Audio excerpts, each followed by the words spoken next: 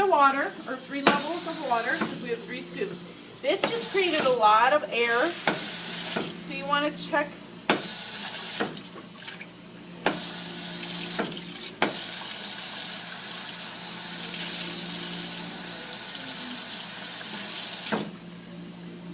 Set it down, make sure it's cracked.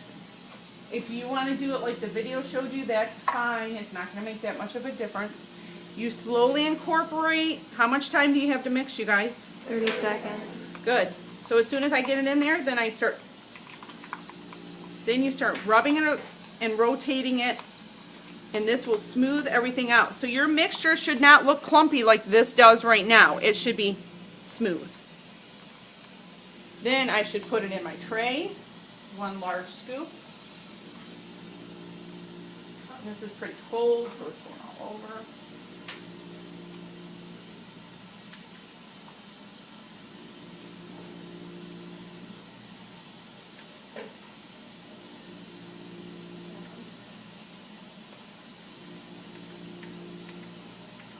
Now it should, then you take your finger, you get your finger wet and you smooth it over. That way everything comes out nice and uniform and smooth. I should have already done this, but I got working time because that water's so cold. You don't do this on a real patient, but because we're working with plastic teeth, we put just a dab of soap on them.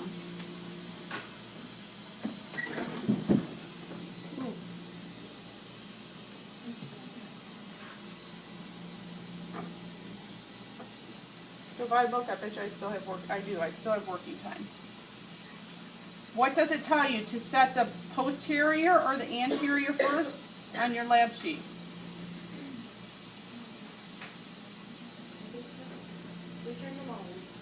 Huh? You're going to set your posterior, move it up along the anterior, and hold it in place. Don't sit there and walk away now and start talking to everybody and moving around, because this should be held in place. If you're working on a patient, you would be behind them and holding it.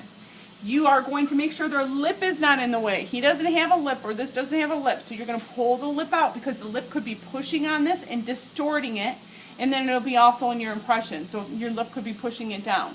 So you're pulling the lip all around. When you're doing the mandibular, you're telling the patient, lift your tongue up, because otherwise they're lifting under the edge of this and distorting it. Your patient a lot of times will start to panic, especially when they got stuff like this going down. You need to make sure you tell them, breathe through your nose. Another thing you can do is you can tell them, lift up your feet.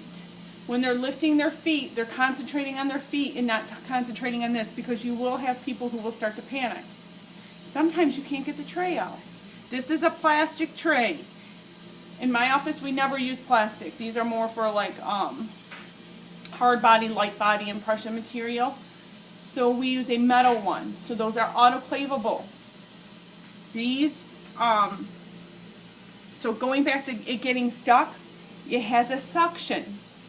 So you're going to go up underneath their tongue, or underneath their buccal mucosa or their cheek area, and you're going to put your finger there and you're going to pull it down. When you pull it down, if it doesn't come out, tell the patient to close their mouth. So there's obviously this is going to be sticking out. And create a seal and blow. That'll break the seal. Because I've had that happen before where I was panicking a little bit. You don't show the patient you're panicking, but you're like, oh no, I can't get this out. So right now, I touch. It's firm. You're going to break the seal on one side. So I took my finger up underneath to break it, and then to the other side, because you don't want to force it out on one side or the other, and gently bring it down in one uniform scoop. If you look, I have a small bubble there, but I can see all of my teeth and everything is there. So for the sake of time, pause.